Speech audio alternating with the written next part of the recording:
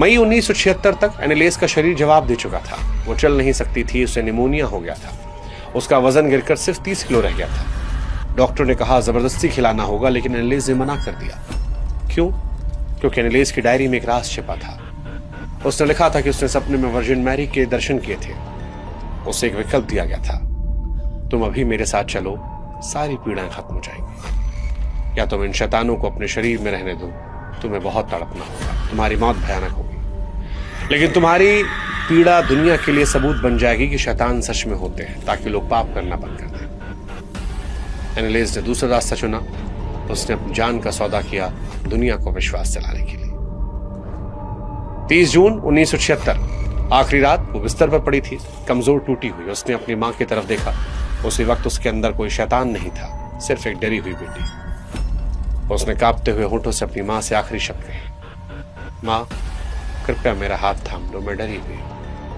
यही उसके आखिरी शब्द थे। अगली सुबह 1 जुलाई 1976 को जब सूरज की पहली किरण कमरे में आई तो एनिलेस हमेशा के लिए सो गई थी। पिंजरा टूट गया था, पंछी आजाद हो गए थे। लेकिन कहानी एनिलेस की मौत पर खत्म नहीं होती। असली तमाशा तो अब शुरू हुआ। जर्मनी की सरकार हिल गई। 20वीं सदी की आधुनिक जर्मनी में एक लड़की झाड़ फूंक के कारण मर गई। पुलिस ने एनिलेस के बूढ़े माता पिता और दोनों पादरियों को गिरफ्तार कर लिया। उन पर लापरवाही से हत्या का आरोप लगाया। 1978 में मुकदमा शुरू हुआ। इसे द ट्रायल ऑफ सेंचुरी कहा गया। एक तरफ मेडिकल साइंस, दूसरी तरफ आस्था। सरकारी वकीलों ने कहा यह हत्या है। एनिलेस को मिर्गी और मानसिक रोग था। अगर पादरी उसे अस्पताल ले जाते, उसे नली से खाना खिलाते तो वो जिंदा होती। उसे धर्म के नाम पर भूखा मार दिया गया।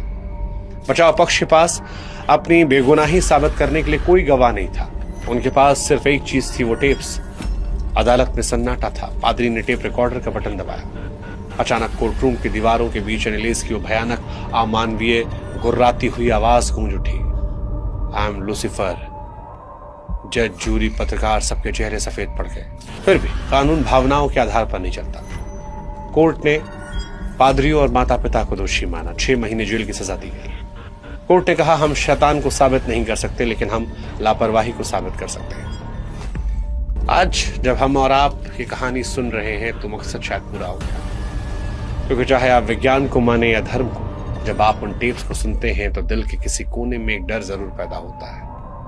वो डर जो कहता है कि शायद हम इस दुनिया में अकेले नहीं।